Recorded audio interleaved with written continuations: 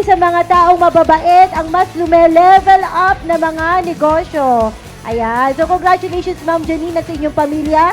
Sabi ko nga po ay talaga kayo pinagkatiwalaan ngayon ni Lord ng mas lume-level up na blessings. At kayo po talaga ay blessing sa aming mga nanay. Dahil pagagandahin niyo pa ang mga taga Batangas City. Congratulations ulit at maraming salamat, ma'am. Parang kanina akala ko mali po yung pinuntahan ko. Parang beauty pageant yung mga nakita ko. Yung sumalubong, sobrang gaganda. Sana po more space pa, more beauty space like this na mo-open kayo here in Batangas. Behalf po of Honorable City Mayor Beverly Rose Dimacuja, we would like just to extend her deepest gratitude for giving and allowing us to join you in this event and more success in future. Congratulations po sa lahat po ng mga empleyadong kasama nyo at sa lahat ng mga models and ambassadors na narito ngayon. Congratulations and God bless you po. Ayan, Gwen Tuason po from Pampanga. Ayan, thank you so much, Ma'am Janine, for inviting me po. Ayan, napakaganda ng fashionista, Ma'am Beauty Lounge. Grabe, Ma'am, wala akong masabi. Sobrang ganda po ng clinic nyo. Ayan, wish you all the best po. Good luck and more business to come pa po. God bless you always po.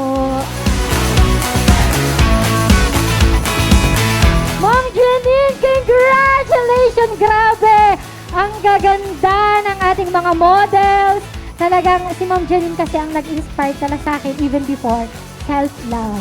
Ma'am Janine, kami na ang produkto ng self-love mo. At syempre, we are claiming 500 branches within 2024. Congratulations, Ma'am. Grabe, sobrang happy ng mga Batanggenyo. At syempre, isa kang Batangas pride talaga. Magandang umaga. Una po, nagpapasalamat kami sa Diyos. Ano ba?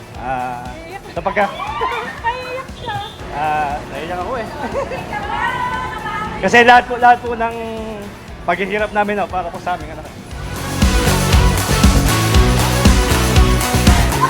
Ba't kami?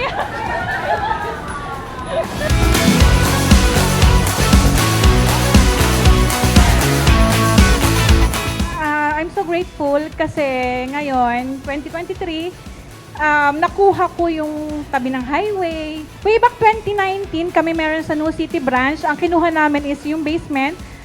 Dahil nga, ako ay takot sa renta. Ang kinuha ko ay basement na hindi kalakihan, maliit lang. Compare dito, ayun, kumbaga hindi naman lalaki ang negosyo na ito kung hindi dahil din sa mga staff. Inaano ko sila na maging may puso. Hindi lang yung basta gumawa. Gusto ko yung care, maramdaman ng mga clients. Ito yung beauty clinic na may puso. Yun. Ayun, salamat sa inyong pagpunta dahil alam ko lang kayo gutom na. Welcome to FMDL!